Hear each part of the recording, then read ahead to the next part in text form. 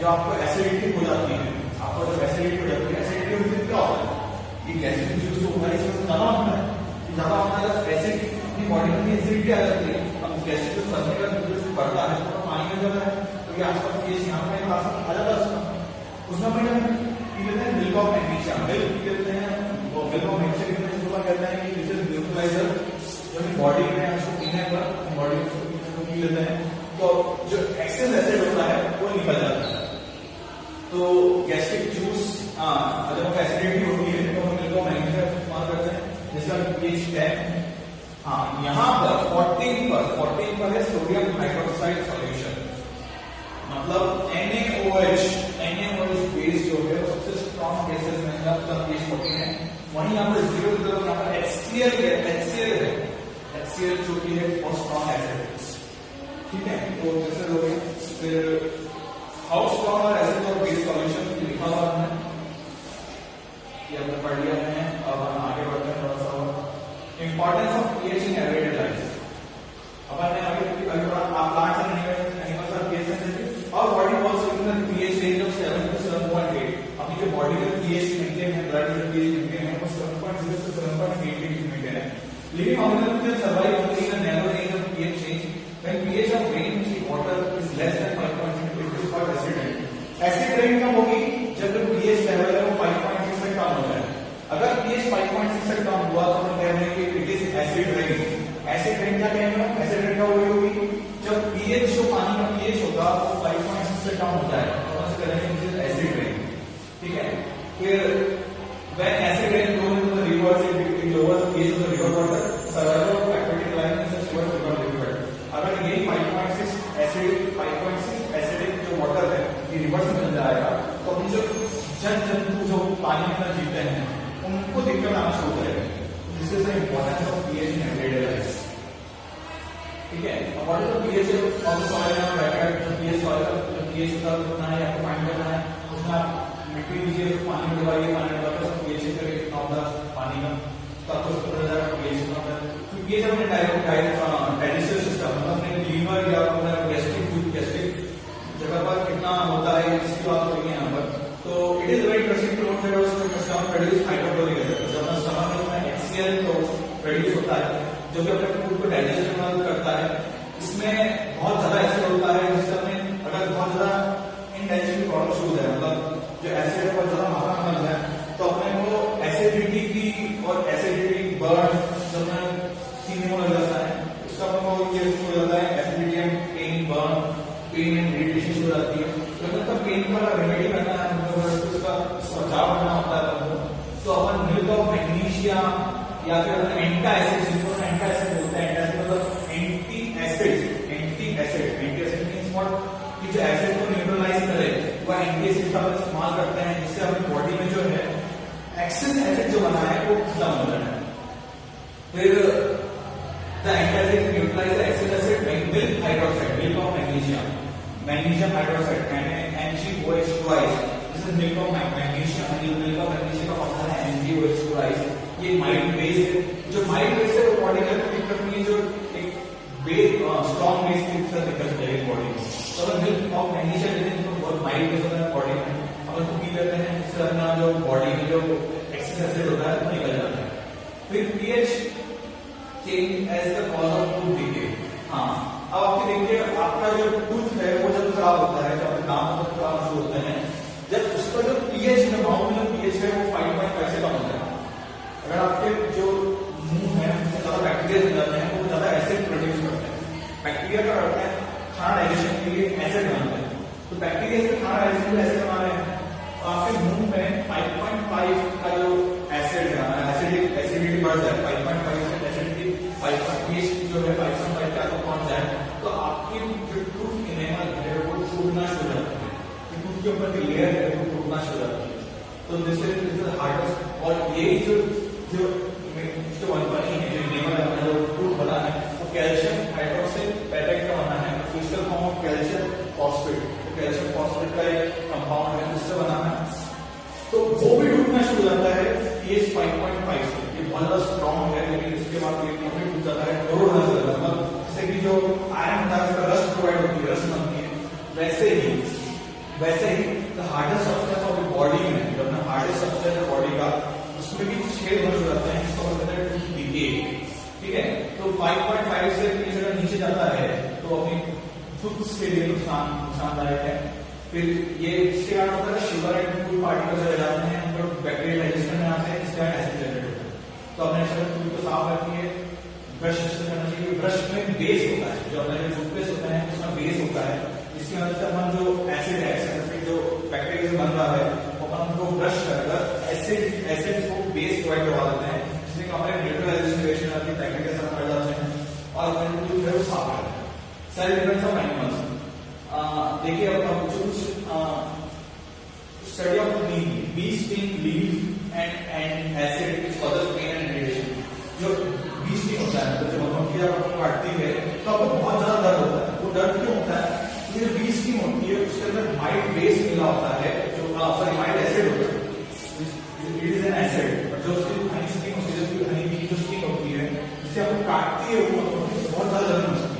वो जब इसलिए मछली को एक एसिड प्रोवाइड करता है, एसिड उसकी स्टिंग में एसिड होता है जो कि बॉडी में रिलीज कर देती है, और उस रिलीज के कारण जो बॉडी है वो पेन करना शुरू कर जाती है, उसमें बहुत ज्यादा शुरू हो जाती है। इसलिए हम कहते हैं कि उसके अंदर उसके ऊपर आप बेकिंग सोडा लगा लीजिए या टूथपेस्ट लगा लीजिए, इससे दर्द कम हो जाता है। क्यों कम होता है? क्योंकि यही वो स्टिंग, वही स्टिंग को अगर हम बेस प्रोवाइड करते हैं, उसमें एसिड है, अगर हम उसका बेस प्रोवाइड कर दें तो अपने को रिलीज होना शुरू होता है। फिर stinging hair of nettle leaves inject नेटनॉइड एसिड कॉजेस बर्निंग पेन। जो नेटल लीव्स होती है, प्लांट जैसी लीव्स अगर हम टच कर दें तो उसमें से वो जलन हो जाती है, उसी नाम के लिए निथेनॉइक एसिड प्रोवाइड होता है। तो यहाँ पर दिया हुआ है nature provide fertilization option. Nettle herbarium plant which grows in the world, it leaves have stinging hair which causes painful stings when touched accidentally. इसको अपन गलती से टच कर दें तो आपको मतलब पेनफुल स्टिंग्स रहते हैं, जब टच कर देते तो बहुत ज्यादा दुखता है, हाथ पैर बहुत ज्यादा दुखता है। फिर traditional remedy is rubbing the area with the leaf of the top plant. इसी को मतलब एक प्लांट से काटे हुए, प्लांट के लगे हुए एसिड को हमारे प्लांट से ही, प्लांट की मदद से ही जो बेस प्रोवाइड करता है टॉप प्लांट, उससे अपन इसको बचा भी सकते हैं। मतलब उससे अपन इसको एसिड की जो जलन है उसको बंद कर सकते हैं। अब इसमें कौन सा एसिड प्रेजेंट है वो लिखा हुआ है, विनेगर में एसिटिक एसिड, ऑयल में सिट्रिक एसिड, टैमराइड में एट्रिक एसिड, टमाटो में ऑक्सैलिक एसिड, सोर मिल्क में टर्पंटीन में लैक्टिक एसिड, लेमन में सिट्रिक एसिड, प्लांट स्टिंग में मेथनॉइक एसिड, मेटल स्टिंग में मेथनॉइक एसिड। ये आसान आपको सारे याद रखने हैं, जिससे आपको आगे आसानी स्ट्रक्चर। अब सॉल्ट्स के पीएच की बात करनी है, तो पीएच के सॉल्ट्स के आपको देखने हैं कि कितने होते हैं, कि आपका ये एक्टिविटी रहेगी कि आपको करनी है nitrate, aluminium chloride, zinc sulphate, copper sulphate, इनकी क्या पीएच आती है ये आपको देखनी है। फिर देखिए अब इसमें कितना पार्ट पढ़ते हैं, जो इंपॉर्टेंट पार्ट है नहीं पढ़ लेते हैं, कि अगर एक स्ट्रॉन्ग एसिड और स्ट्रॉन्ग बेस का न्यूट्रलाइजेशन हुआ है तो इसका जो पीएच है, जो टोटल सॉल्यूशन था उसका पीएच है, उसका क्या होता है। फिर उसमें एक तो सॉल्ट होता है, प्योर सॉल्ट होता है, और एक पानी होता है। तो पानी का पीएच होता है 7 के आसपास है, 7। तो strong base and strong acid से मिलकर न्यूट्रल बनता है, तो पीएच 7 का होता है। कि वहीं पर अगर salt of strong acid and weak base है तो एसिडिक रहेगा, और स्ट्रॉन्ग बेस और वीक एसिड का न्यूट्रलाइजेशन हुआ है तो बेसिक नेचर का सॉल्ट बनेगा। ठीक है, तो सॉल्ट इस पर डिपेंड करेगा कि स्ट्रॉन्ग एसिड था या स्ट्रॉन्ग बेस था। ठीक है, दोनों से डिसाइड होगा कि जो सॉल्ट बनेगा वो स्ट्रॉन्ग एसिड बनेगा, स्ट्रॉन्ग बेस बनेगा।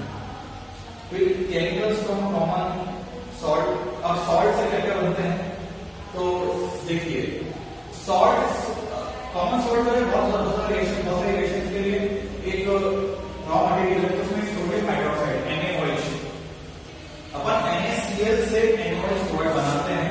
उसकी रिएक्शन लिखी हुई है, जब उसमें अपन इलेक्ट्रिसिटी प्रोड्यूस करते हैं, एक एनोड एंड कैथोड लेते हैं, उसमें अपन NaCl डाल देते हैं, पानी को मिलाकर अपन समुद्र में NaCl तो तुम्हारे पानी में डाला, इसमें एनोड एंड कैथोड है, एनोड एंड कैथोड की वजह से बस इसमें एक जगह एनोड डाला है, एक जगह कैथोड डाला है। अब एनोड पॉजिटिवली चार्ज है, कैथोड नेगेटिवली चार्ज है, तो आप देखिए एनोड पॉजिटिव चार्ज है तो Cl नेगेटिव, जो नेगेटिव आयन है वो पॉजिटिव की तरफ अट्रैक्ट हो गए हैं, जो कैथोड